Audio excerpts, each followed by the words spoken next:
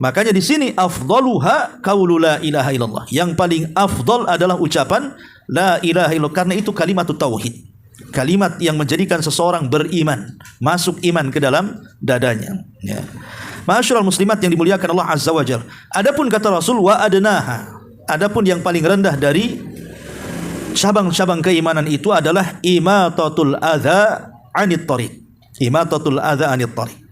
Membuang hal-hal yang bisa membahayakan manusia yang ada di jalan. Jadi kalau ibu pulang dari sini nampak di jalan ada batu yang menghalangi, ada beling, ada paku yang bisa membahayakan, ibu turun kemudian ibu sisihkan ke pinggir, maka itulah selemah-lemahnya iman. Iman yang paling rendah dari cabang-cabangnya. Tapi walaupun demikian, orang yang seperti ini dapat pahala besar di sisi Allah. Ketika ada seseorang yang dijelaskan oleh Nabi SAW, aku melihat di sorga itu ada seseorang yang berpindah-pindah tingkatannya di sorga. Kemudian Rasul bertanya, siapa orang itu? Rupanya orang itu adalah orang yang ketika di dunia pernah memangkas pohon-pohon yang mengganggu orang di jalan. Mungkin ada pohon yang dahannya ke jalan gitu ya, sehingga menghalangi orang berjalan. Jadi dia suka memangkas tuh dahan-dahan itu supaya tidak mengganggu orang. Tapi dengan itu Allah Subhanahu wa taala berikan banyak tingkatan di sorga. Itu yang paling rendah dari keimanan.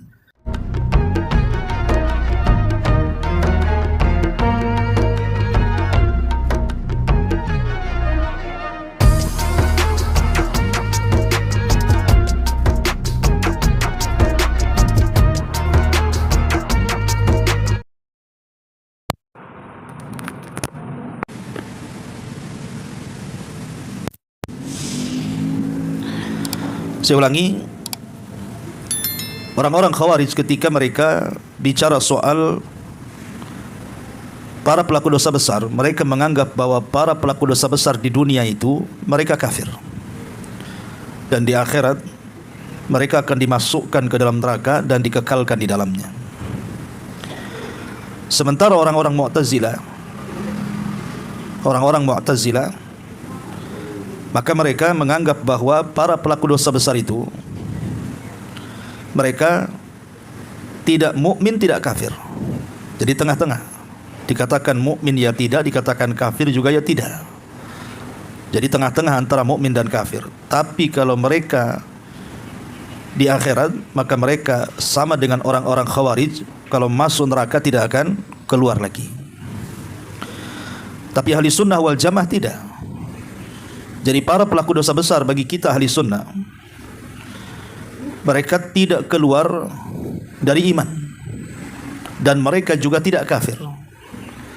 Akan tetapi ahli sunnah wal jamaah mengatakan selama para pelaku dosa besar itu tidak sampai ke tingkat syirik besar ataupun kepada kekufuran, maka mereka masih dinyatakan beriman tetapi mukmin naqisul iman. Dia seorang mukmin, tapi karena dosa besarnya maka berkurang keimanannya.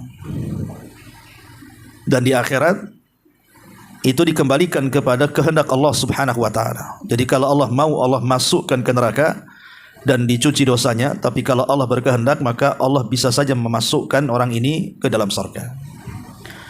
Itulah keyakinan ahli sunnah wal jamaah di antara keyakinan orang-orang Khawarij dan juga orang-orang Mu'tazilah. Intinya bahwa bab ini penting untuk dipelajari karena banyak orang yang tersesat gara-gara tidak bisa memahami bab ini.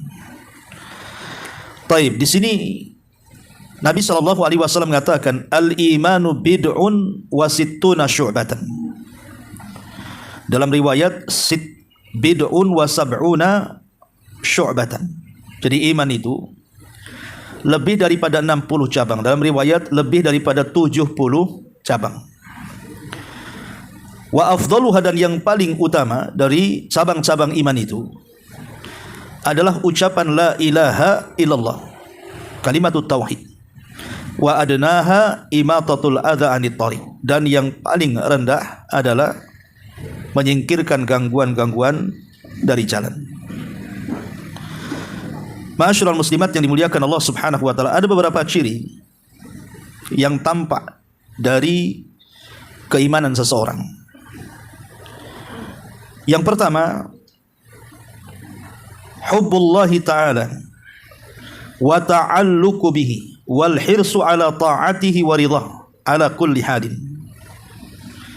Jadi ciri yang tampak dari keimanan seseorang itu ketika dia menampakkan kecintaannya kepada Allah, hatinya terus bergantung kepada Allah, dan dia semangat untuk mentaati Allah dan mencari keridhaannya dalam kondisi apapun.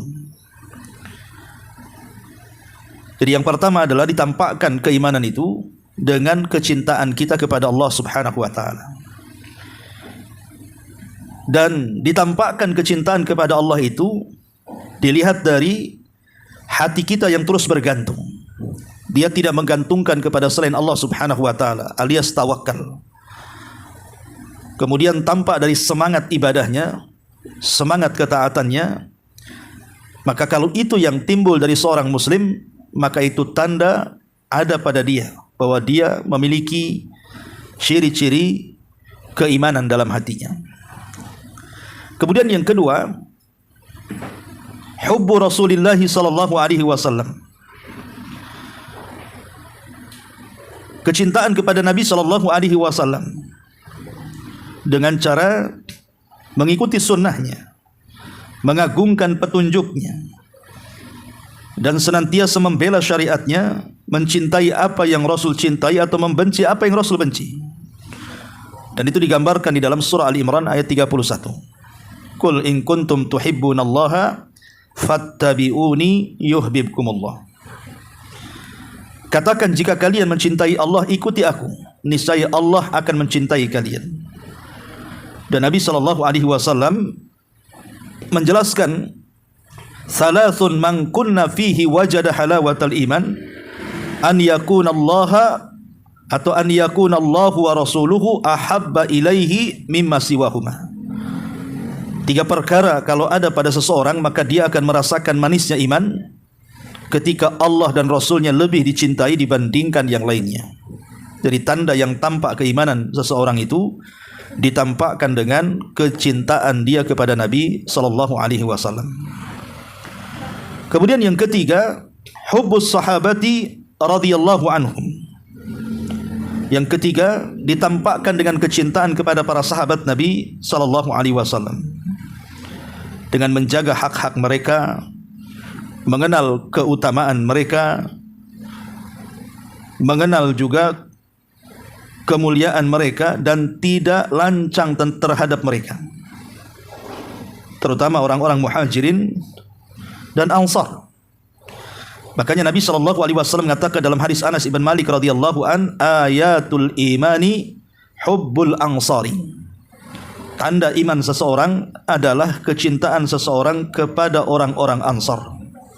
Menunjukkan bahwa tanda kecintaan seseorang adalah mencintai para sahabat Nabi sallallahu alaihi wasallam. Karena ada orang-orang yang mereka mencela para sahabat. Seperti orang-orang Syiah, mereka mencela Abu Bakar, mencela Umar, mencela Aisyah, mencela Abu Hurairah, mencela Ibnu Umar, dan banyak para sahabat yang dicela mereka. Kemudian yang keempat, al-inqiyadu lisyar'i al-mutahhar. Berusaha tunduk dengan syariat. Disebutkan dalam surah Nur 51, innama kana qaulal mu'minin idza du'u ila Allahi wa rasulihi liyahkuma bainahum an yaqulu sami'na wa ata'na wa ulaika humul muflihun. Sesungguhnya perkataan orang-orang yang beriman apabila diseru kepada Allah dan Rasulnya untuk berhukum di antara mereka, maka mereka akan mengatakan, kami dengar dan kami taat, dan merekalah orang-orang yang beruntung. Ayat ini menunjukkan bahwa ciri keimanan ketika mereka dipanggil kepada Allah dan Rasulnya, atau ada seruan dari Allah dan Rasulnya, maka mereka pun senantiasa tunduk dan patuh dengan mengatakan sami'na wa ata'na. Inilah ciri yang tampak keimanan seseorang ketika bisa tunduk kepada syariat. Kemudian yang kelima, muharabatul munkarati.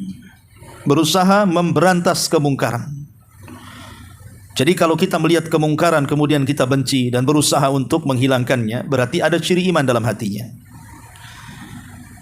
Karena orang-orang yang beriman, mereka sangat membenci kemungkaran. Justru sebaliknya, mereka suka dengan menyebarnya kebaikan. Makanya Nabi SAW dengan tegas mengatakan, man ra'a minkum munkaran falyughayyir biyadi, fa illam yastati fa bilisani, fa illam yastati fa biqalbi, wa dzalika adhaful iman. Rawahu Muslim. Barang siapa di antara kalian melihat kemungkaran, cegah dengan kekuasaannya. Kalau tidak bisa, cegah dengan lisannya. Kalau tidak bisa, cegah dengan hatinya, walaupun itu selemah-lemahnya iman. Berarti mengingkari kemungkaran dengan hati itu iman yang paling lemah. Ketika orang mampu mengingkari dengan kekuatan, berarti itulah kuatlah iman dia. Karena dengan kekuatan iman dia bisa mencegah dengan kekuasaannya. Kalau tidak bisa, baru dengan lisannya. Maka memerangi kemungkaran itu salah satu dari alamat-alamat tampaknya iman seseorang. Kemudian juga yang keenam, di antara tanda-tanda yang tampak dari keimanan seseorang adalah al-yaqinu fillahi was-siqatu wal-i'tisam. Memiliki keyakinan terhadap Allah dan tidak ada keraguan.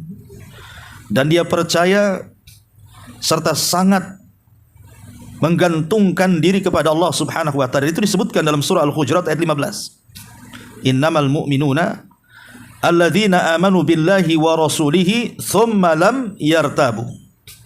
Sesungguhnya orang-orang yang beriman adalah orang-orang yang beriman dengan Allah dan Rasulnya dan mereka tidak ada keraguan.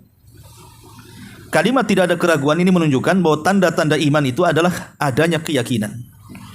Seperti orang yang ibu sedang berdoa, ibu harus yakin dengan doanya bahwa Allah pasti mengabulkan. Ya.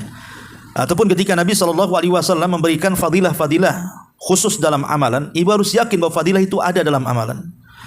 Seperti orang yang bersedekah akan dilipat gandakan pahalanya, harus yakin. Sebab kalau tidak ada keyakinan, maka sedekahnya juga tidak akan mempengaruhi bertambahnya harta, sebagaimana yang disebutkan dalam keutamaan sedekah. Ataupun orang yang berdoa kalau tidak yakin bahwa doanya tidak akan dikabulkan, ya tidak akan dikabulkan. Karena keyakinan itu penting dalam doa. Makanya di antara alamat iman tidak ada keraguan dalam melaksanakan apapun yang Allah dan Rasulnya perintahkan. Ini yang keenam. Yang ketujuh, as-sururu bi fi'li ta'ati. Di antara keimanan yang tampak dari seseorang adalah bahagia saat melaksanakan ketaatan. Dan sebaliknya dia sempit saat melaksanakan kemaksiatan. Makanya Nabi mengatakan, man sarrathu hasanatuhu wa sa'at sayyi'atuhu fadzalikal mu'min. Barang siapa yang senang ketika melaksanakan kebaikan dan sempit ketika melaksanakan kejahatan, itulah mukmin. Jadi seorang mukmin itu saat melaksanakan sholat dia senang, ya, bukan terpaksa. Atau saat membantu orang dia senang, bukan karena terpaksa. Jadi dia memiliki kesenangan. Jadi kalau bisa hobi itu menjadi ibadah dia. Walaupun dia harus bangun di tengah malam untuk beribadah, ya senang-senang saja bagi dia. Tidak ada beban dalam ibadahnya. Tapi sebaliknya ketika mamanya ibu sedang berkumpul, kemudian kawannya ghibah, kemudian ibu sudah nggak tenang tuh. Udah ngapain pula kumpul di sini nih? Ini pasti berghibah nih. Pokoknya ibu maunya pergi dari situ. Jadi kalau sudah ada kesempitan ketika berada di kemungkaran, itulah tanda-tanda keimanan ibu muncul di situ.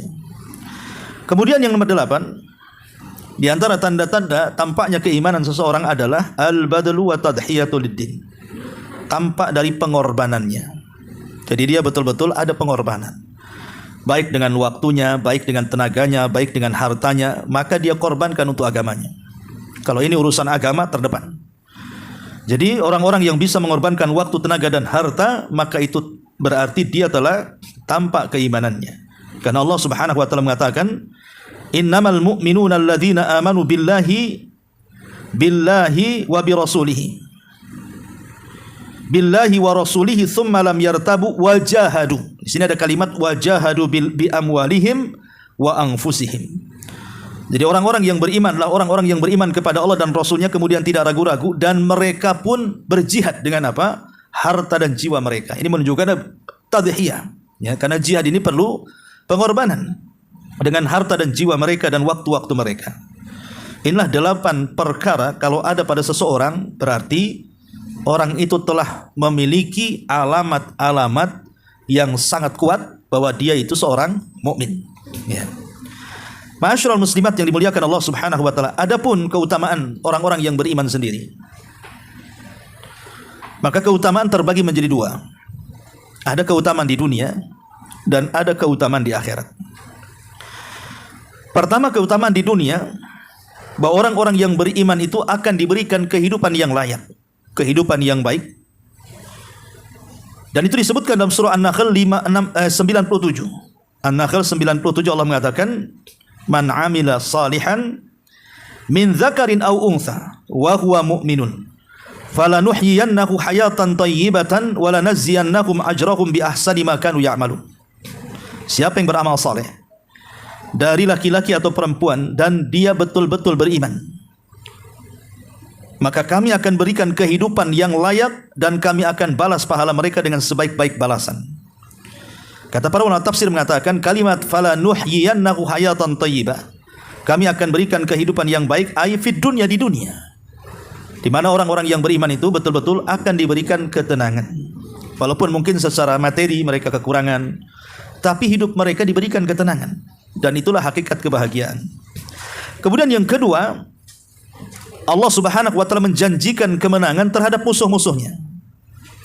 Disebutkan dalam surah Ghafir 51, "Inna lanansuru rusulana walladzina amanu fil hayatid dunya wa yauma yaqumul ashhad." Sungguh kami akan menolong rasul-rasul kami dan menolong orang-orang yang beriman pada kehidupan dunia mereka dan pada hari ketika mereka berdiri di hadapan Rabb-Nya. Kemudian yang nomor 3, Allah berjanji kepada orang-orang yang beriman, selain diberikan kemenangan dari musuh-musuhnya, mereka pun akan dijadikan khalifah di bumi, kepemimpinan di bumi. Dan itu disebutkan dalam surah Nur ayat 55. Wa'adallahu alladhina amanu minkum wa 'amilus shalihat la yastakhlifannahum fil ardi kama stakhlafal ladzina min qablihim wa la yumakkinannahum lahum dinahumul ladzi irtadalahum. Allah sudah janji terhadap orang-orang yang beriman di antara kalian dan beramal saleh, sungguh Allah akan memberikan bumi untuk kalian pimpin sebagaimana orang-orang sebelum mereka telah memimpin dunia ini. Ini yang ketiga. Yang keempat, bahwa orang-orang yang beriman maka mereka akan dijaga dari hal-hal yang bisa menggelincirkan mereka dari syahwat ataupun syubhat. Disebutkan dalam hadis Nabi SAW mengatakan, la yazni zani hina yazni wa huwa mu'minun wa la yashrabul khamra hina yashrab wa huwa mu'minun wa la yasriq hina yasriq wa huwa mu'minun, ila akhiril hadis. Tidaklah orang yang berzina saat berzina dia beriman, tidaklah orang yang minum khamr saat minum dia beriman, dan tidaklah dia mencuri saat mencuri dia beriman. Artinya, kalau seandainya iman itu ada pada setiap dada seseorang yang hendak berzina, pasti dia akan meninggalkan zina. Atau muncul keimanan saat dia hendak minum khamr, maka tidak mungkin dia minum khamr, ataupun tidak mungkin dia mencuri, dan begitu seterusnya. Jadi orang-orang yang beriman ini Allah akan menjaga dia dari perkara-perkara syahwat yang akan menggelincirkan. Kemudian yang nomor 5, Allah turunkan berkah kepadanya. Allah akan turunkan berkah kepadanya. Sebutkan dalam surah Al-A'raf ayat 96. Allah mengatakan, "Walau anna ahlal qura amanu wattaqau la fatahna 'alaihim barakatin minas sama'i wal ardi." Kalaulah penduduk sebuah negeri itu beriman dan juga bertakwa, kami akan bukakan kepada mereka barakah dari langit, barakah dari bumi. Walakin kadzabu fa akhadnahum bima kanu yaksibun. Tapi mereka malah mendustakan, makanya kami hukum mereka terhadap apa yang mereka lakukan. Di sini Allah mengatakan kalau seandainya penduduk negeri itu beriman dan juga bertakwa, kami akan turunkan berkahnya. Jadi sebenarnya memperbaiki ekonomi dalam sebuah negeri itu dikembalikan kepada keimanan penduduk negeri tersebut. Jadi kalau sebuah penduduk negeri itu mereka makin baik kehidupan mereka, hak mereka kepada Allah mereka laksanakan, hak mereka kepada manusia mereka tunaikan, maka lambat laun negeri yang terpuruk itu pasti akan dipenuhi dengan berkah. Pasti akan dipenuhi dengan keberkahan. Karena kunci berkah itu ada di iman dan takwa. Kemudian yang nomor 6, Allah akan membela setiap orang-orang yang beriman. Dan Allah katakan dalam surah Al-Hajj 38, Innallaha yudafi'u 'anil ladzina amanu. Sesungguhnya Allah Subhanahu wa taala akan melakukan pembelaan terhadap orang-orang yang beriman. Makanya di hadis Nabi SAW Rasul mengatakan apa? Man adali waliyan faqad adzantuhu bil harbi. Siapapun yang memusuhi wali-waliku, maka dia telah mengumandangkan perang melawanku. Dan wali-wali Allah adalah orang-orang yang beriman dan juga bertakwa. Ya. Kemudian yang nomor 7, di antara fadilah keimanan adalah menggugurkan dosa. Allah Subhanahu wa taala berfirman dalam surah Muhammad ayat 2, "Walladzina amanu wa 'amilus salihati wa amanu bima nuzzila ala Muhammadin wa huwal haq min rabbihim kaffara anhum sayyi'atihim wa aslaha balahum." Dan orang-orang yang beriman dan beramal saleh dan mereka beriman dengan yang diturunkan kepada Muhammad dan itulah kebenaran dari Rabb mereka, Allah akan hapuskan keburukan mereka dan Allah akan perbaiki kehidupan mereka. Jadi orang-orang yang beriman, mereka akan digugurkan dosa-dosa dan keburukannya. Kemudian yang nomor 8, ya, orang-orang yang beriman akan mendapatkan ketinggian derajat, kemuliaan dan ketinggian derajat. Allah Subhanahu wa taala berfirman dalam surah Mujadilah ayat 11, "Yarfa'illahu alladhina amanu minkum walladhina utul ilma darajat." Allah akan mengangkat derajat orang-orang yang beriman di antara kalian dan orang-orang yang diberikan pengetahuan beberapa tingkatan. Kapan? Ya bisa di dunia, bisa di akhirat. Orang-orang yang beriman dan juga berilmu itu akan diangkat derajat mereka di dunia dan juga di akhirat. Dan yang terakhir yang nomor 9 tentunya inilah balasan yang paling besar yang akan diberikan Allah kepada orang-orang yang beriman adalah masuk ke dalam surga.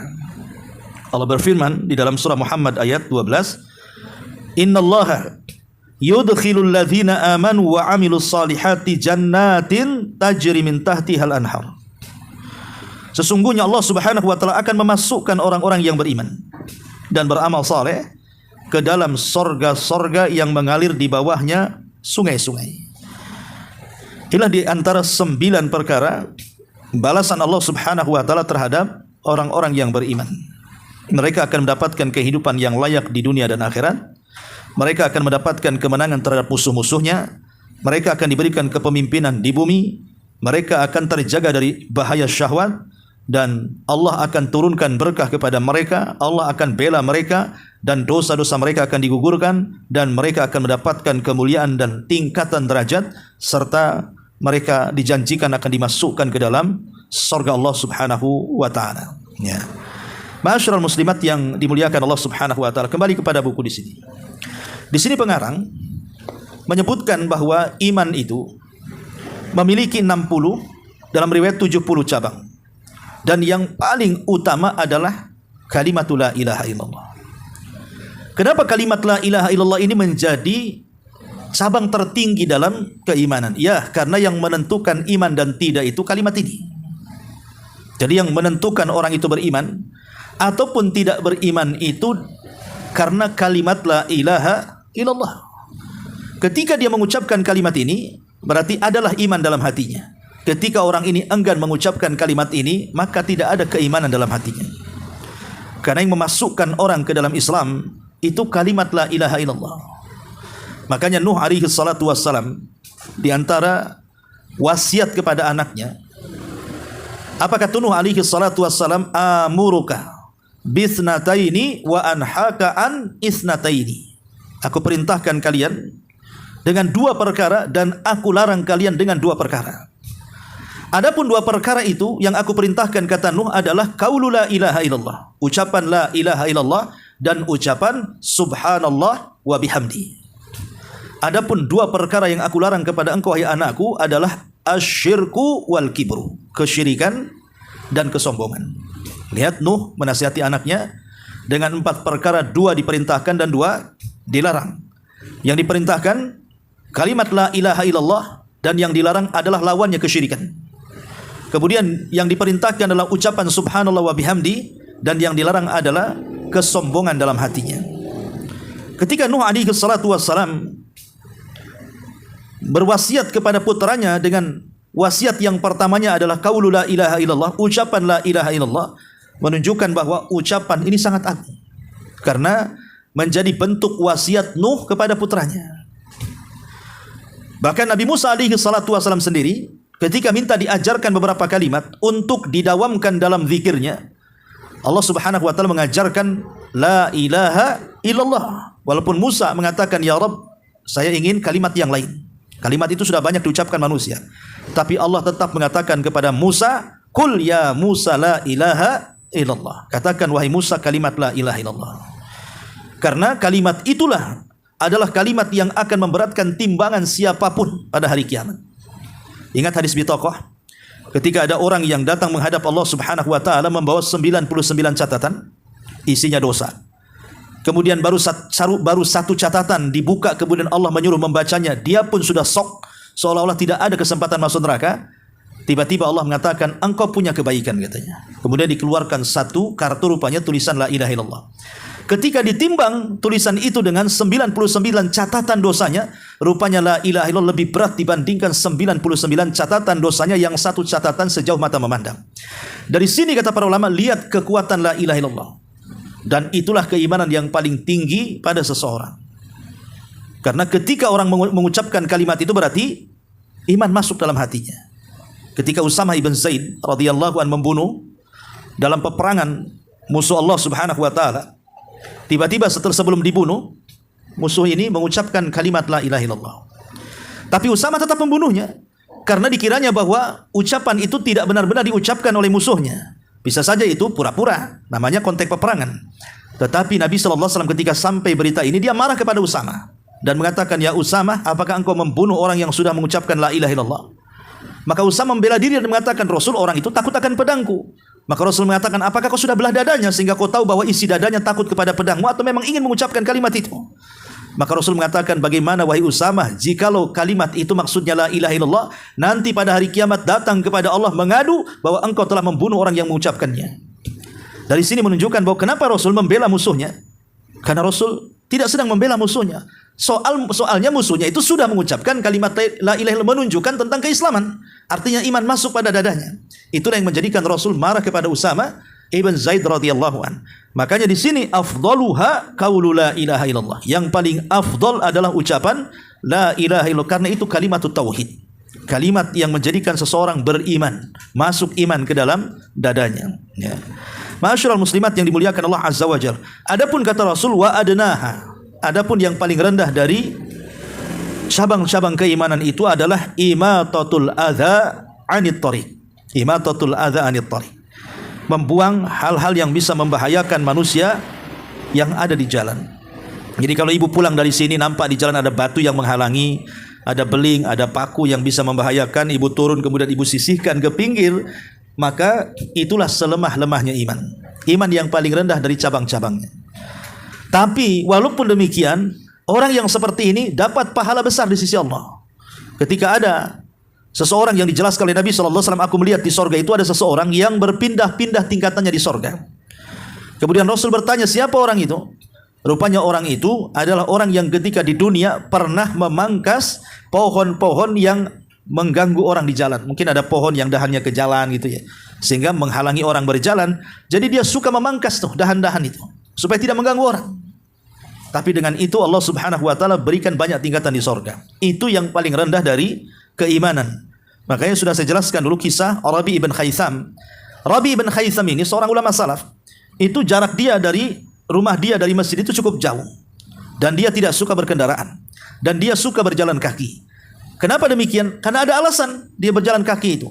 Karena setiap dia berjalan dari rumah ke masjid itu, dia selalu menundukkan pandangannya ke jalan. Setiap ada barang-barang yang bisa mengganggu orang di jalan, entah paku, entah beling, entah apa kan itu, yang jelas membahayakan orang yang ada di pengguna jalan, maka Rabi ibn Khaytham selalu mengambil ketika hendak membuang, dia mengatakan, ya Rabb, kalau saat membuang ini ada pahalanya, maka aku akan transfer pahala ini untuk orang tuaku yang sudah meninggal. Itulah Rabi ibn Khaytham. Ya. Jadi walaupun ini serendah-rendahnya iman, tetapi memiliki amalan yang paling luar biasa di hadapan Allah Subhanahu wa taala. Dan di sini pengarang mengatakan bahwa iman itu terbagi dalam 3 amalan. Pertama amalan hati, yang kedua amalan lisan, dan yang ketiga amalan badan. Adapun amalan hati disebutkan di sini, adapun amalan hati adalah berupa i'tiqad, keyakinan, dan juga niat. dan ia terdiri dari 24 cabang, yaitu iman kepada Allah termasuk di dalamnya, iman kepada zat dan sifat-sifat Allah, ya, serta pengesaannya juga masuk di dalamnya. Bahwasanya Allah Subhanahu wa taala berfirman, laisa kamitslihi syai'un wa huwas samiul basir. Tidak ada sesuatu apapun yang serupa dengan Dia, dan Dialah yang Maha mendengar lagi Maha mengetahui. Artinya amalan iman dalam hati itu mencakup arkanul iman. Semua rukun iman yang kita kenal dengan iman kepada Allah, iman kepada para malaikat Allah, iman kepada kitab-kitab Allah, iman kepada para rasul Allah, iman kepada hari akhir, iman kepada takdir baik ataupun buruk. Lah, 6 perkara yang merupakan rukun iman ini masuk kepada amalan hati. Ya, jadi masuk ke dalam amalan hati. Termasuk juga disebutkan di sini juga soal i'tiqad bahwa selain Dia adalah baru. Maksudnya selain Allah itu bukan Tuhan, perkara baru. Mereka makhluk. Ya. Kemudian juga iman kepada Allah, beriman kepada para malaikat, kitab-kitab dan begitu seterusnya, termasuk kecintaan kepada Allah, cinta dan marah karena Allah, kecintaan kepada Nabi, yakin atas keagungan beliau, termasuk di dalamnya bersalawat atas Nabi, mengikuti sunnahnya, kemudian ikhlas termasuk di dalamnya, ya, mungkin juga bersyukur, tawakal dan segala amalan hati itu bagian daripada iman dalam hati. Jadi semua amalan-amalan yang bentuknya hati maka masuk dalam amalan hati. Ya, tawakalnya, rasa takutnya, rasa harapnya, rasa cintanya, ya pokoknya semuanya, ikhlasnya, itu semua amalan hati termasuk bagian iman. Dan ini bagian iman yang paling tinggi, karena amalan hati itu lebih mulia dibandingkan amalan lisan dan badan. Amalan hati itu lebih mulia dibandingkan amalan lisan dan amalan badan. Kemudian yang kedua, perbuatan lisan ataupun ucapan, ya. Ia terdiri dari 7 cabang. Seperti orang mengucapkan tauhid saat masuk Islam, memanyakan dia harus mengucapkan kalimat tauhid la ilaha illallah. Kemudian juga bersaksi bahwa tidak ada Tuhan yang berhak disembah kecuali Allah dan bahwa Muhammad adalah Rasulullah. Kemudian membaca Quran, belajar ilmu dan mengajarkannya, berdoa, berzikir, ya, itu semua masuk dalam perbuatan lisan. Mengajak manusia kepada kebaikan, mencegah manusia dari kemungkaran. Pokoknya semua amal lisan itu masuk dalam kategori iman dalam bentuk amal lisan. Kemudian yang ketiga, amal badan. Ia terdiri dari 38 cabang, ya. Disebutkan di sini yang pertama yang berkaitan dengan anggota badan ada 15. Seperti bersuci baik secara lahiriah maupun hukmiyah. Termasuk di dalamnya menjauhi barang-barang najis, menutup aurat, salat fardu, salat sunnah, zakat, memerdekakan budak, dermawan, termasuk di dalamnya memberikan makanan kepada orang lain, memuliakan tamu, berpuasa baik fardu maupun sunnah, kemudian juga i'tikaf, mencari Lailatul Qadar, haji, umrah dan tawaf. Kemudian lari dari musuh untuk mempertahankan agama, termasuk di dalamnya hijrah dari negeri-negeri musyrik ke negeri iman, memenuhi nazar, berhati-hati dalam soal sumpah, ya, dan begitu seterusnya.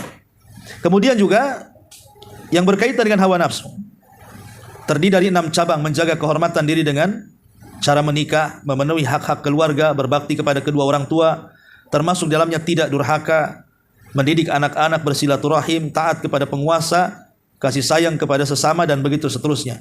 Kemudian yang nomor 3 yang berkaitan dengan masyarakat luas. Ini terdiri dari 17 cabang. Menegakkan pemerintahan secara adil, mengikuti jamaah, taat pada ulil amri, melakukan islah, perbaikan dan perdamaian di antara manusia.